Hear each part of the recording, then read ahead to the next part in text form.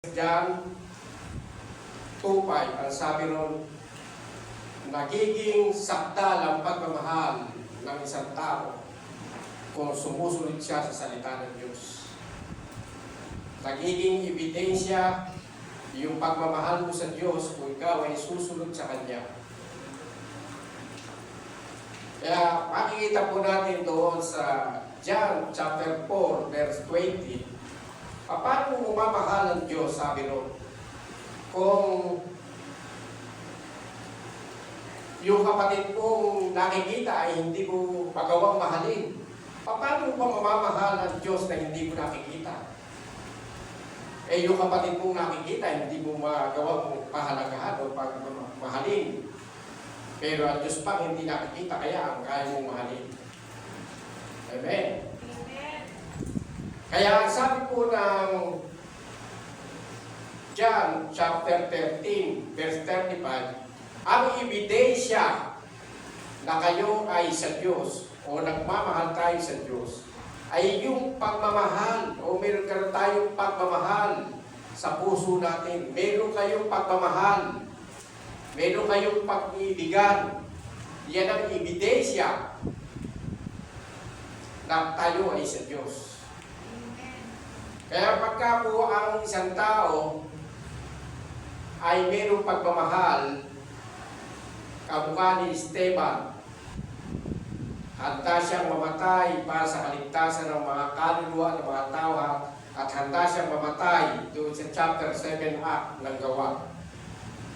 Para sinundan niya ang Panginoon. Ano ang ginawa ng Panginoon? Kaya siya mahal ng Ama. Kaya nung sinabi sa akin ng Panginoon, ang tunay na success ay handa siyang magmahal, magsakripisyo para sa Diyos at sa kanyang kapwa. Amen. Kaya kung kayo mga kapatid ay marami ng pera, tagtagan nyo, hindi pa kayo success. Di baling kukunti lang ang pera nyo, yung umaapaw yung pagmamahal nyo sa puso nyo.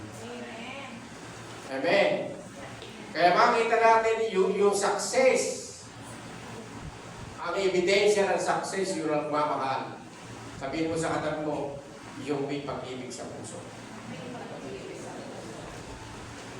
Hallelujah, Jesus. Alam niyo po, ala kasi yung aking tigano sa cellphone, kaya hindi gagamit ito. Umalis eh, hindi ko, kasi mahina ako sa mga, hindi ko kaya, sinulat ko na lang sa notebook. Pero, tagtag lang sa katuruan, tinuro ko sa mga tatay, ang tunay na success ka ay yung may pagmamahal. Pag wala kang pagmamahal, baka matay, katulad ka lang ng taong mayaman. Na maraming pera, pero pagdating sa harapan ng Diyos, mahirap. Amen. Kaya tagtag lang po, ang sabi niya, talagang dapat ay tayo isumunod sa Panginoon. Ang tunay na pagmamahal sa Diyos, ang ebidensya, ay yung sumusunod tayo sa kalooban ng Panginoon. Amen. Mga kapatid, ang topic natin ngayong umaga ay, alam niyo po, sa kapanahonan ngayon, napakaraming scammer. Diba, napakaraming nabubuhay sa kasinungalingan. At maging sa kumpanya. Diba, pagka lumabas yung motor ng araw na buhay na mamasada, noong 13 years pa lang ko, ang motor pa lang noon na nakikita ko noon ay Honda Kawasaki, Yamaha at Suzuki. Madalang pa yung Honda noon. Pero ngayon naglabasan kasi pinagkakakitaan. Napakarami ngayon lumabas ng mga brands. At makikita natin doon, ginagaya nila yung mga original. Ganun sa mga sapatos, di ba? Napakarami lumabas. Pero ang napakaganda mga kapatid, dapat nalalaman natin kung talagang anong brands yung original. Diba? Pagka yung may mga logo sila, Pagka Adidas, may tatlong buwet. Tapos pagka Nike, di ba? Check. Alam niyo po ba yung logo ng langit? Ano po yung logo ng langit? Di ba, ala kayong makikita ang brass, kalibay sa buto. Lalo, di ba naman si Rusi. Siguro, paglapit niya may logo. Di ba, Rusi. O sa Honda. Ano ang logo ng langit? Sino nakakaalam? Alam niyo po, pag-aaralan natin yung logo ng langit ngayon, yung branch ng heaven. Kaya makikita natin dito, ito binigay sa amin ng Panginoon. Kung makikita natin pagka tayo nakarusi parang local. Pag tayo naka-Skygo, di ba? Pero pag tayo naka-Yamaha, proud tayo kasi ano ito yung ano tawag dito, yung kalidad, may kalidad. Alam niyo po, ngayon napakaraming relihiyon. Kahit na yung relihiyon, ginagaya kasi malaking pagkakitaan ng iba, pero ginagawang pagpapayaman. Alam niyo po, sa buhay natin, meron tayong logo, meron tayong tatak ng heaven. Kapag nasa ito, ikaw ay taga-heaven. Gawa ka ng Diyos, ibig sabihin. Kaya, makikita po natin dito, yung prophecy sa lumot tipan, ito po yung sinaliksiko na nag-prophecy si Isaias, ang sabi dito, ngunit minsan pang ibubuo sa atin ang Espiritu ng Diyos, ang disyerto ay magiging matabang lupa at ang bukidin ay aanihan ng sagana. Ang katarungan at katwiran ay maghahari sa buong lupain. Ang bunga ng katwiran at kapayapaan at ito'y magdudulot ng katahimikan at pagtitiwala magpakailanman. Ipinakita po rito yung pagbubuhos ng Panginoon ng Espiritu Santo sa mga huling panahon. At babanggitin ko po yung mga prophecy, napakarami palang prophecy itong mga kapanahon na ito. Kahit na doon kay Isaias 44:3, sabi ko, ang aking bubuhos ng saganang tubig sa nauuho na lupa at sa tiyong lupa. Maraming batis ang padadaluin. Ibubuhos ko sa iyong mga anak ang aking espiritu at ang mga feelings susunod sa iyo ay pagpapalain. Makikita natin dito po yung pagbubuhos ng Espiritu ng Diyos na mga ipinrapisi, maging kay Ezekiel, makikita natin doon, maging kay Joel, mga kapatid. Ang sabi doon sa huling panahon ay ibubuhos ko ang aking Espiritu. Pagkatapos nito, ipagkakaloob ko ang aking Espiritu sa lahat ng tao, ipapahayag ng inyong mga anak na lalaki at babae ang aking mga mensahe. Magkakaroon ng mga panaginip ang inyong matatandang lalaki at makikita ng mga pakitain ang inyong mga kabataang lalaki. Makakita ng mga kabataang mga lalaki.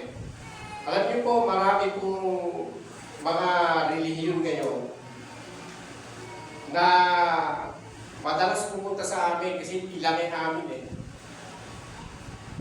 Kapag ka nagsishare sila, hinahayaan ko muna. Tapos pagka po natapos sila, isa lang ang tanong ko sa kanila eh. Ano ba ang ebidensya na kayo nga ay sa Diyos? Sabi ko, ano ang patunay na kayo nga ang tinatawag na Kristiyano? At ay magsasalita sila, ano? Ang layo ng kanilang sinasagot sa akin. Tapos magsasalita ako sa kanila, mga kapatid. Meron bang ganon? Sabi nila. Sabi ko, meron. Ito nga binabasa ko sa inyo. Sabi ko, kung paano si Jesus, nung kapanahunan niya, ay nabaptize ng Holy Spirit, bumaba yung kalapati, di ba? Di ba? Kaya siya nakapag-fasting ng 40 days at 40 night, walang inom, walang kain, kasi dumating yung power ng Holy Spirit. Kaya makikita natin dito, yung pagbaba ng Holy Spirit, nagsimula kay Jesus. At makikita po natin dito, yung modelo Kristiyano. Alam niyo po ba yung modelo Kristiyano? Yung modelo Kristiyano, yung pinangako ng Panginoon doon sa aklat ng gawa sa aklat ng Juan ay pinangako ng Panginoon yung pagbaba ng Espiritu Santo. Kaya makikita natin, shortcut ko po ito, yung Acts, minodelo ang Kristiyano, ibinabtay, bukod sa baptay sa tubig, ibinabtay sila sa Holy Spirit. Kaya makikita natin, nung sumulat si Pablo at ang mga apostol sa Roma pataas, ito po ay nagsasalita, nangungusap sa mga taong may Espiritu ni Kristo. Sa mga taong nabaptize ng Holy Spirit. Pero pagkasorsorkatin ko, hindi pa na kayo mainip. Kaya makikita natin dito, yung huling pakitain doon sa Lumang Tipan, sa Zacarias 12:10, ang sabi po ron, pagdating ng Holy Spirit, magkakaroon tayo ng Espiritu ng biyaya at kaing. Ibig sabihin, magkakaroon tayo ng panalangin na may kaintim.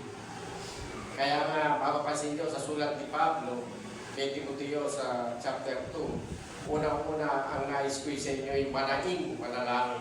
Alam niyo ba, pagka ang tao ay mayroong Espiritu ng Diyos, ano ba yung pasiti? Yung parang yung umiyak, di ba? Yung pag may hinihingi talagang naglulupasay. Yun ang talagang parang gustong-gusto niya. Yun po parang totoo sa kanya. Ganun po.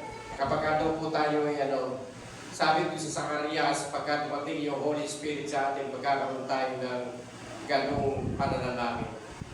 Alam niyo po, kaya si Jesus, kapag siya po ay nananalangin, yung patak ng kanyang pawis ay para totong patak ng dugo. Yung seryosong pananalangin sa Panginoon. Alam niyo po ba, bihira lang siguro sa atin yung ganung manalangin sa Panginoon, yung seryosong para kayo nakikipagbaka. Kasi bihira yung ganung pawis, pumapatak na parang dugo. Di po ba? Yung may Espiritu ng Diyos, sabi puro sa Zacarias, ganun siya manalangin. Alam niyo, kung minsan, lalo kung tayo may problema, kung saan tayo sumusuot. Napasin ko po, dapat daw ang mga Kristiyano ay hindi na dapat na problema. Saka kita po kayo ng bata, grabe problema. Alam naman may problema ng bata, di ba? Pagka may problema yan, pagka halimbawa nakakita ng laruan doon sa kapitbahay. Tatakbo sa iya, iiyak, bili po ako ng gano'n, di ba? Pero yung, kasi, tapos bibili naman ng tatay, pero yung pagkain, pagdamit, alam niya, suportado silang magulang. Pero gano'n din tayo mga kapatid. Kaya yung sabi ng kanta natin, walang mahirap sa Diyos. Amen. Kaya makikita natin dito, sa John chapter 14 verse 16, ang sabi po ron 17, tuloy natin 17, ang sabi po ron, pagkating ng Espiritu sa inyo, o na mag-aaliw, sabi ron yung magpapaligaya sa inyo, pang-aaliw, sa King James po ito, mag-aaliw. Kaya po itutuloy natin sa chapter 26, siya magtuturo at magpapaalala ng aking mga sinabi. Ibig sabihin, meron tayong patnubay, hindi lang yung pag-alis ng Panginoon, yung Espiritong binabanggit niya rito, pagdating sa inyo, magiging mag-aaliw, tigapagturo.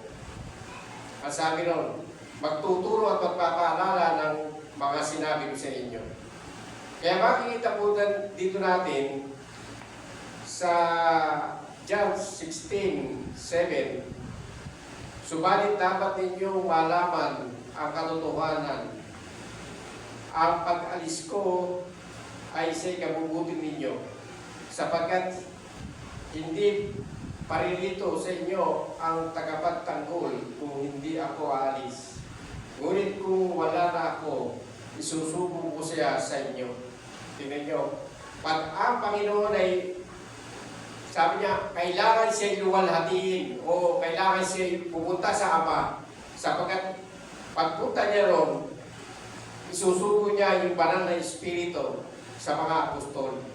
Kaya makikita po natin dito na nangyari yung pagbaba ng Holy Spirit sa aklat po ng mga gawa, sa Gawa chapter 2 verse 4. Makita po natin nagpupulo ang mga apostol.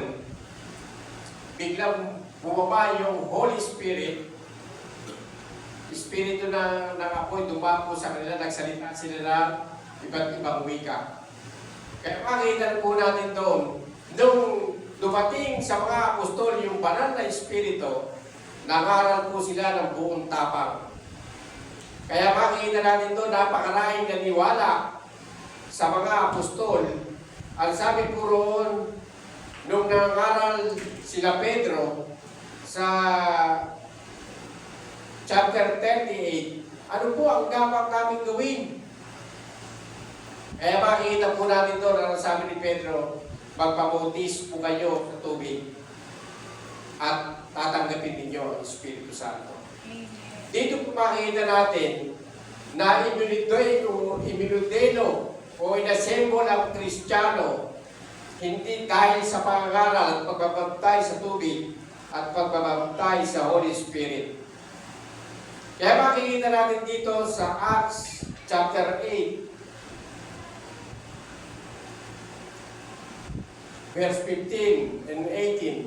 Nung inusig po ni Pablo ang iglesia, nangaral po si Felipe.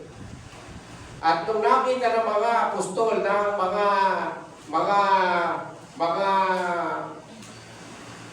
taong nangaral o nanampalataya sa pangaral ni Felipe, nanawag po dito si Pedro at si Juan. At makikita po natin dito na pinatungan sila ng kamay ng mga apostol at ang mga mananampalataya ay nabaptize ng Holy Spirit. Kaya makita natin doon, kung tatalakayin natin at maging sa pangangaral po ni Apostol Pedro sa chapter 10 ng Gawa, verse 42 and 45, makikita po natin doon yung pamilya ni Cornelio at inanyayahan niya yung mga kaibigan niya. Di po ba? Nangangaral pa si Pedro. Makita po natin doon, bumaba yung banal na Espiritu sa kanila. At sila'y nagsalita ng iba't ibang wika. Kaya makikita po natin dito, sa pangangaral din po ni Apostol Pablo, makita natin dito yung kanyang pangangaral ay grabe. Hindi po basta nung siya po ay dumating sa Efeso, nung sinangangaral, sabi noon sa mga Kristiyano, makikita po natin to sa Gawa, chapter 19, verse 1 hanggang 6. Saan pa kayo nabaptize? Ang sabi niya, sa tubig lang. Sabi niya, sabi ng mga apostol, sabi ng mga alagad, tinanggap na ba ninyo ang Espiritu Santo? Sabi ng mga Kristiyano o yung sa pangaral ni mga tiga-Efeso, sabi nila, hindi namin alam na may Espiritu Santo. Kaya makikita natin doon mga kapatid, nung patungan ni Pablo, tinanggap nila ang Holy Spirit. Alam niyo po, kapag ang isang tao ay walang Espiritu ni Kristo, para siyang agila na hindi makalipad, wala siyang pagpis. Kaya buong bibig ng mga misa ng Kristiyano, tao lang ako, lagi ako nagkakasala. Alam niyo po, kapag po nalaman natin yung kapangyarihan ng Holy Spirit, pagka nasa atin na, ipuprovide po tayo ng Holy Spirit sa pagmamahal. Yun doon masusunod yung sinabi ng Panginoon sa buhay natin, na ibigin nyo ang inyong kaaway. Alam niyo po ba, ang tao walang Espiritu ni Kristo, hindi po pwedeng magmahal doon sa kanyang kaaway, sa kapwa-tao. Ang nagmamahalang po ng labis sa kapwa niya tao yung may kapangyarihan o may Espiritu sa kanyang puso. Katulad ng Panginoong Jesucristo, sabi niya, Ama, huwag mong iparatang sa kanila ang kasalanan ito. Bakit si Esteban, ang sabi niya, huwag mo pong iparatang din sa kanya. Meron siyang pagmamahal. Alam niyo po ba, sino magtataas sa inyo na kapag kayo'y chinichismis o sinisiraan, mahal niyo po ba? Sino po sa inyo?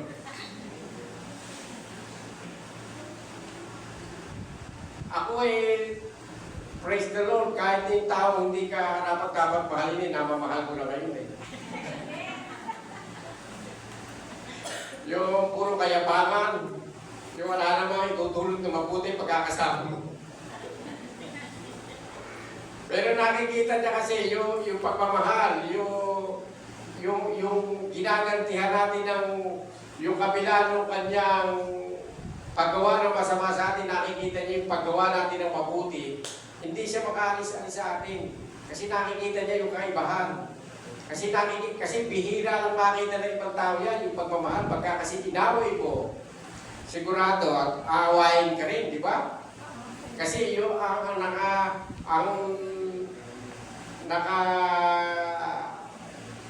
dating pong ugali sa atin ay yung ngipin sa ngipin, mata sa mata.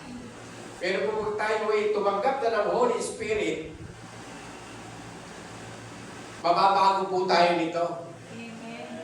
Amen? Ang sabi po ng Acts 1:8, kapag dumating ang Espiritu sa inyo, tatanggap kayo ng kapangyarihan. Ano po yung power? Babaguhin ito, lulusawin ito yung bago nating ugali. Amen? Kaya lang, bakit po ang tao hindi madaling matukso? Kasi nagigrip yung Holy Spirit. Ang sabi ng Panginoon, manalangin ka na 1 oras para huwag kang pumasok sa tukso. Nananalangin tayo 5 minutes. Sa totoo lang, sabi ko, Lord, ikain ko po ako sa aking lalakbayin. Amen. O, di ba? Meron naman 1 oras yun. Pansinin nyo mga kapatid, kapag kulang tayo sa guide ng Holy Spirit, napakadali natin matukso. Amen. Amen. At ako po'y naniniwala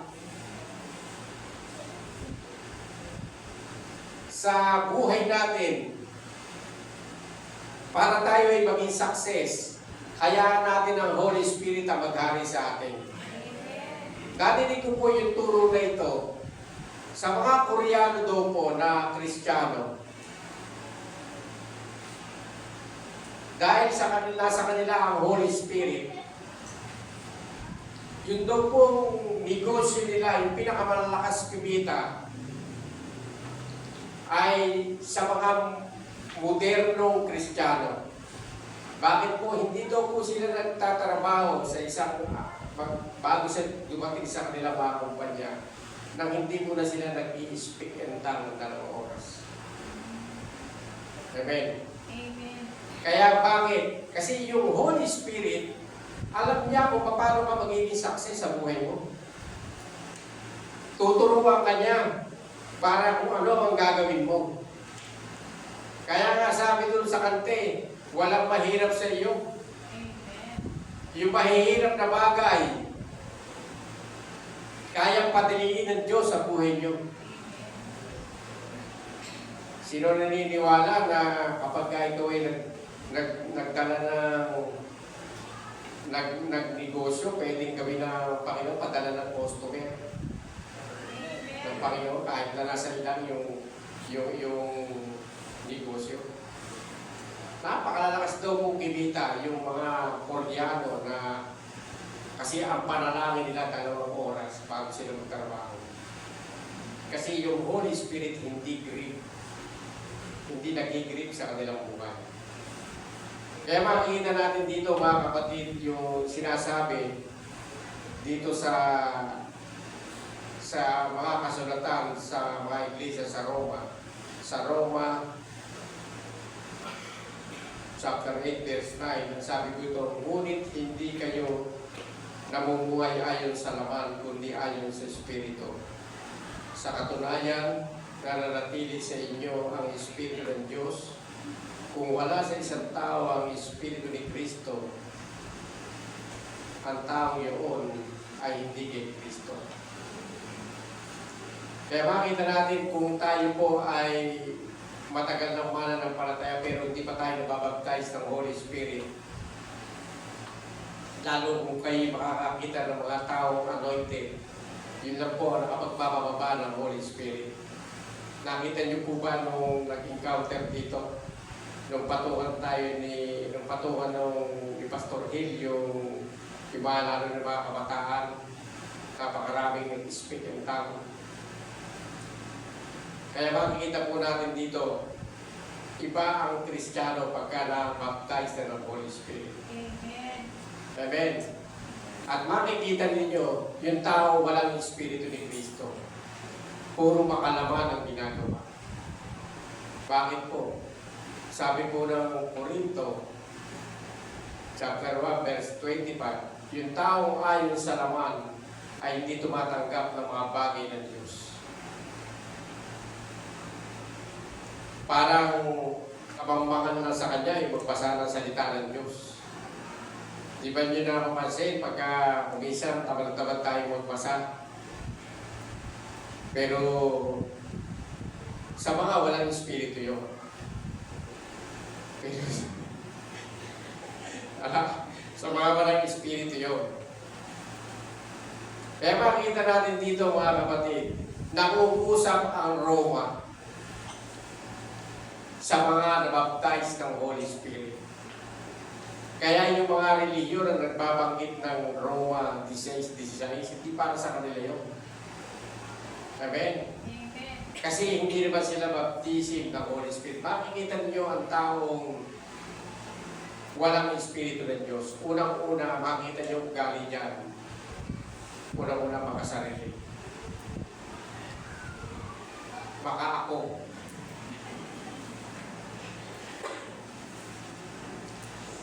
Kaya makikita natin dito, maging ang sabi ni Pablo, hindi nyo ba napag-aralan yung buhay ni Pedro? Napakatapang niya, di ba? Sabi niya, mamamatay muna sa tabaw, dadaan muna siya sa ibabaw ng aking pangkat. Eh, nung tinanong lang siya ng babae, alagad ka ba dito? Hindi po. Bakit? Kasi makalaman si Pedro. Tinanong siya ulit. Ikinailalan naman niya. 3 beses mga kapatid, pero napakatapang ni Pedro. Alam niyo po ba mga kapatid, kapag ka ang power ng Lord, yung Holy Spirit ay wala sa isang tao, kapag kasi nag-iisa na lang tuwag siya. Magiging matuwag siya. Bakit wala yung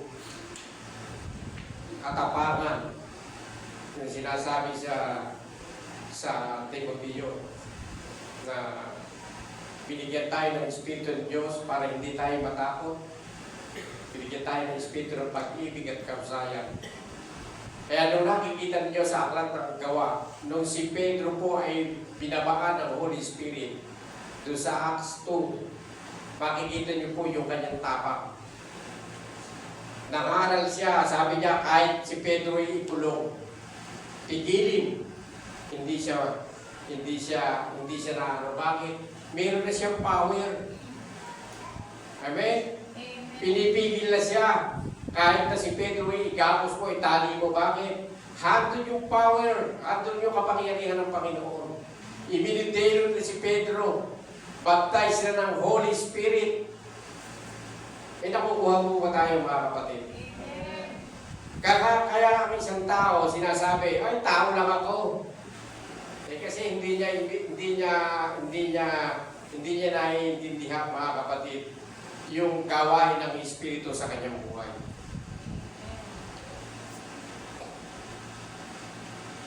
Ito po ang sabi ni Apostol Pablo sa mga taga-Korinto. Ang tinanggap natin ay hindi Espiritu ng sanlibutan, kundi ang Espiritu mula sa Diyos upang maunawa natin ang mga kaloob niya sa atin. Sabi po rito sa Korinto chapter 2 verse 12. Binigyan tayo ng Espiritu ng Panginoon, hindi Espiritu ng sanlibutan, para maunawaan natin kung ano ang kalooban ng Diyos sa ating buhay. Kaya makikita natin mga kapatid, yung buhay na sabi rito sa Korinto, unang Korinto ulit, hindi ba ninyo nalalaman na tayo'y templo ng Diyos at naninirahan sa inyo ang kanyang Espiritu? Kasi si buhat nung itinayo kong iglesia noong kapanahunan sa aklat ng gawa ay yung mga taong binabaan ng Holy Spirit ng Panginoon. Yung sinasabi niya, pag-akyat ko, ibubuhos ko sa inyo ang banal na Espiritu.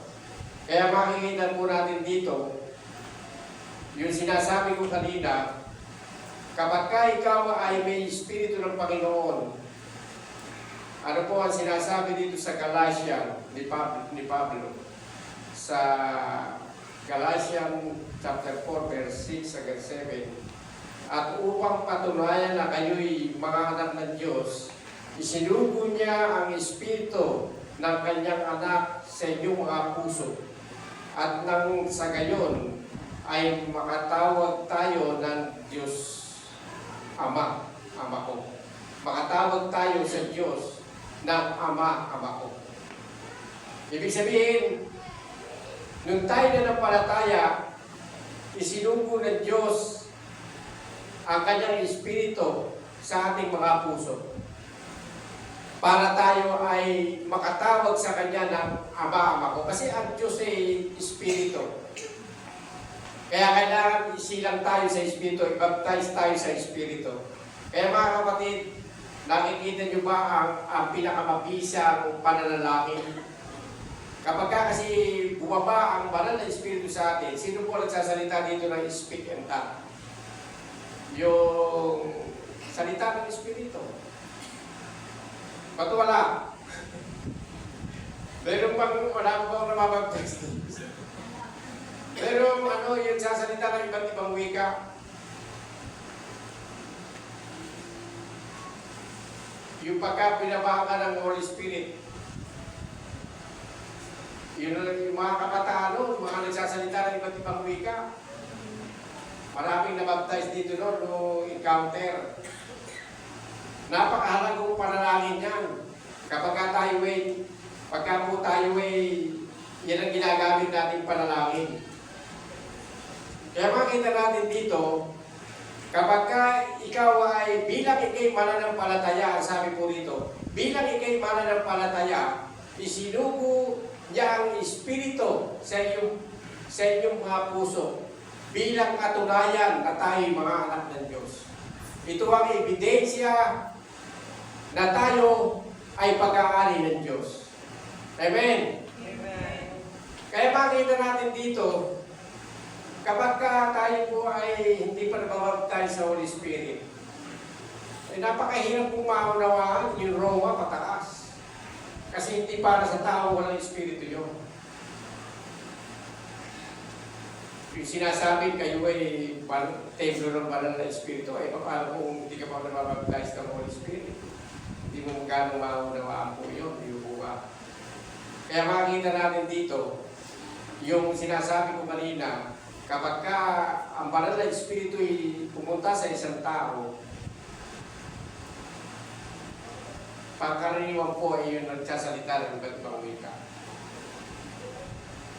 Kaya makikita natin dito, ito na sinasabi ko, yung tatak. Sabi dito sa Efeso 1, chapter 1, verse 13 and 14, kayo man ay naging bayan ng Diyos, matapos ninyong marinig ang salita ng katotohanan. Ang magandang balita na nagdulot ng kaligtasan, sumampalataya kayo kay Kristo, kaya't ipinagkaloob sa inyo ang Espiritu Santo na ipinangako ng Diyos bilang tatak ng pagkahirang sa inyo. Bilang tatak. Doon tayo sumampalataya, ibinigay ng Diyos. Ano ba ang tinutukoy dito? Ni Pablo. Sinabi ko kanina, nung siya nasa Efeso, yung ibinantays niya yung mga Kristiyano ron.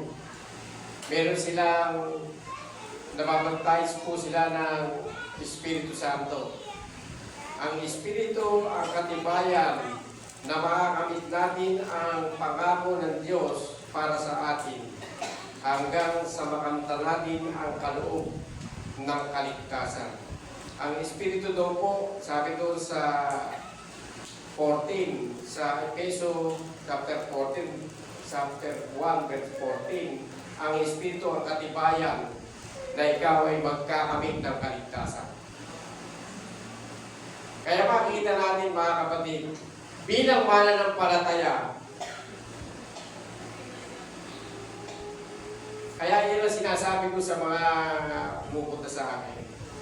Paano mo maranasan ang pagkabagong nilalang?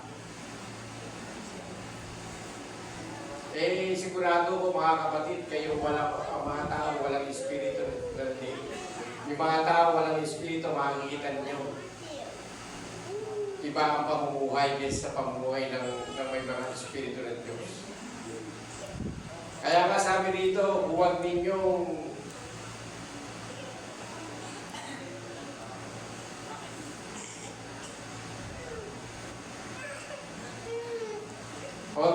pighatiin ang Espiritu ng Diyos na kayo ay tinatakan ng Diyos. Sapagkat ito ang tatak ng Diyos. Alam niyo po ba, malapit na po ako matapos para kayo hindi na antukin. Alam niyo po ba, kaya nung nagkasala si David, ay ito ang ayaw niya, na alisin sa kanya yung Espiritu ng Diyos. Makikita po natin to sa awit 51:10 and 13. Sabi niya, likhan mo ako ng malinis na puso. Huwag mo pong alisin ang iyong santong Espiritu sa akin. Bakit po? Kapag ang Holy Spirit ay wala sa isang tao, mabubuhay na po siya sa takot, kabalisahan, mawawala na sa kanya yung kapayapaan, mawawala na sa kanya yung pagkasakit. Hindi ka na magiging success. Alam niyo po ba kaya sinabi ng Panginoon yung mga hayaan mo maglibing yung mga patay sa kapwa patay. Ang tinawag ng Panginoon yung kamag-anak na napatay. Kasi ang tao walang Espiritu ng Diyos, walang pag-asa na makasunod sa kalooban ng Panginoon. Nakuha niyo po ba yung sinasabi ko? Ang pinag-uusapan natin dito ay yung plano ng Diyos sa ating buhay. Yung ikaw ay mayroong tatak ng Espiritu Santo. Kaya ang Espiritu Santo, mga kapatid, ay kailangan hindi na napipighati o nalulungkot sa ating buhay. Lalo na yung nabaptize na, yung meron ka ng yung nabaptize ka na, inom ka pa rin, inom ng alak. Kung maka-worldly ka pa, alam nyo, buwan nung po ako'y pinatayo ni Pastor dito, napakaraming atake ng Diablo. Isang araw, may dumating na politika sa akin ng Heroes House. Pero pinanindigan ko po, mga kapatid, na ako hindi timigil talaga ng alak. Kasi yung tao na yun, hindi ko rin ganong matanggiya, pero nagpainom talaga ng napakaraming inumin. At hindi ako humarap na kahit minsan. Hindi po ako humarap.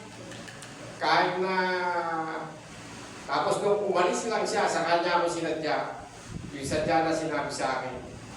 Kasi puro mga worldly. Sabi ko, di baling kayo na lang magalit sa akin. Kayo na lang malungkot, hawag lang ng Holy Spirit. Hindi po talaga ako tipikin ng tapos talagang ibig ko maghanda ng pulot. Isa lang vlog ko, parang nakising ayon din ako. Sabi ko, wala akong gagastusin, kahit 5, mingi na nga ako ng pera doon sa kanana niya. Saan nagpahing pera? Bala ko, pag hindi, parang ibig pa nga ako, naglalaban. Sabi ko, bala ko na talaga magpabili ng beer. Tapos sinukso ko rin. Sabi ko, hindi ako pwedeng makiisa. Di ba, kayo na lang magalit sa akin, ang lang ang Holy Spirit. Amen. Meron pa rin mga kapatid, napakarami pa rin, may tumawag. Ang sabi, Mr. Coronel, kayo po ay tinatawagan namin sa aming bangko na kahit po ano ang utangin ninyo sa amin, sasakyan, pera, okay po. 1 day na process. Okay po kung ano ang gusto nyo. Sa loob ko, maraming problema. Kasi pa naglabas ako ng sasakyan, maraming problema. Sabi ko, Lord, hindi muna. Alam niyo, napakaraming atake, mga kapatid. Kasi pagka ikaw maraming ka magiging problema. Kasi babayaran mo rin yun, di mo ba? Napapasin ko, ang daming atake. Pero mga kapatid, nakita ko po, kapag ka ang buhay natin, ang Espiritu ng Diyos ay hindi nag-grip, yung paggalaw ng Holy Spirit, makikita nyo, makakakita kayo ng supernatural na gawa ng Diyos. Amen. Yung buhay nyo ay magiging kakaiba. Kaya nga sabi nila, bakit daw pag aki nagpapakani, mataas, maraming ani. Mataas ang presyo ngayon, bagsak ang presyo. Ngayon pala kinukuha na yung aking anihin ng mataas na presyo.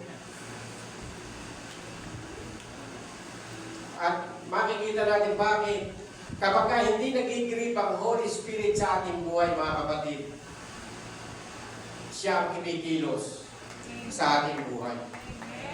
Kaya makikita natin, yan ang ayaw na ayaw ni David, ni Haring David, na mag-grip ang Holy Spirit.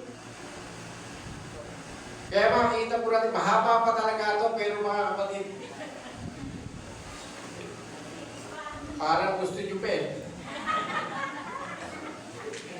Makikita ninyo po, ang ibinahagi ng Panginoon po ngayon sa umaga nito. Yung Holy Spirit, yung tatak, nung siya umupo sa kanan ng Ama, ibinigay niya sa Iglesia sa Acts, yung banal na Espiritu, para maging supernatural ang buhay ng mga Kristiyano. Amen. Kaya makikita natin mga kapatid, sino ang gusto talagang maging success. Kasi ang unang ibibigay sa buhay natin ng banal na Espiritu, yung magmahal tayo sa Diyos at sa ating kapwa. Kapag dumating na sa buhay natin, yung kaya titingnan natin yung sa 1 Corinthians 13, sabi doon, kung wala tayong pag-ibig, wala tayong kabuluhan, kahit ibenta natin yung mga ari-arian natin, yung sarili natin gawing hain, kung wala tayong pag-ibig, wala tayong kabuluhan, di ba? Ang pinakamatakila daw ay ang pag-ibig. Kaya makikita natin doon, ang unang bibigay sa atin ay pag-ibig, una, pagmamahal sa Diyos. Alam nyo, ayaw tumayo dito sa harapan tayo. Kaya lang, pag tinatawagan ako ng ating pastor, hindi ko matanggihan. Kasi noong araw mga kapatid, nung aking nasa paliwasan, ang isang problema ko, ang mga tinuturuan ko po doon ay talaga mga professional. Pag po professional pala, pag po professional. Sabi ko, mababa lang yung pinag-aralan ko, tinuturuan ko mga professional. Pero ipinakita sa akin ng Panginoon dun sa 1 Corinthians chapter 1 verse 25 pababa, sabi ron, pinili ng Diyos ang mga mamuhang sa sanlibutan upang hiyain ang marurunong. Pinili ng Diyos ang mga walang halaga upang pawalan ng ang mahalaga sa sanlibutan. Pinili ng Diyos, kaya titingnan natin doon. Parang ibinibigay sa akin ng Panginoon, huwag kang hawakin ang sarili mo. Basta magpagamit ka lang, magturo ka kung paano lalago ang iglesia. Alam nyo mga kapatid, kung kayo laki palay, madali mo kayong palaguin. Kasi professional ako dyan eh. Alam ko, makita ko pa lang yung itsura nyo. Alam ko rin, kulang nyo eh. Kasi, matagal na ako mga farmers. Di po ba? Pero mga kapatid na, meron naman tayong nakuha, di ba? Ang tatak ng ating, ang tatak na tayo talagang tiga-heaven, ang katunayan yung banal na Espiritu. Amen. Kapag ang isang tao ay nakikita yung Espiritu niya, kaya mga kapatid, natuto tayong magmahal katulad ng Panginoong Jesucristo. Sapagkat ang langit mga kapatid ay pag-ibig. Walang pupunta sa langit na hindi nagmahal sa Diyos at sa kanyang kapwa. Tandaan niyo yan, inireject ng Panginoon sa Matthew 25, yung mga walang pagmamahal. Ang sabi niya, lumayas kayong mga kambing. Bakit? Sapagkat ako ay nagutom. Hindi niyo ko pinakain. Ako'y naging hubad, hindi niyo ko pinaramtan. Mga kapatid, ulitin ko, ang success sa buhay na ito ay yung mga taong may pagmamahal na i-develop ng Holy Spirit ang kanyang puso para magmahal sa Diyos at sa kanyang kapwa. Amen. Kaya makikita natin doon sa Santiago, ang dalisay na relihiyon ay yung dalawin ang mga ulila at babaeng palong at tulungan siya sa kanilang pakahirapan. Yung dalisay na tinatanggap ng Diyos, yung may pagmamahal, yung may pagkalinga sa kapwa. Nakukuha niyo po ba? Kaya yung ating pagdami ng pera, dagdag lang lang yan. Hindi dahil dyan success ka. Naging success ka dahil yung puso mo i-develop ng Holy Spirit sa pagmamahal. Nakuha niyo po ba? Kaya makikita natin doon. Ayun na nga. Sabi nga ni Edwin, yun na nga. Ha? Kaya mga kapatid, ang ating pagkamamayan, ang ating branch ay heaven. Dahil tayo ay mayroong Holy Spirit sa ating puso. Amen. Ilan po? Tapos na po tayo.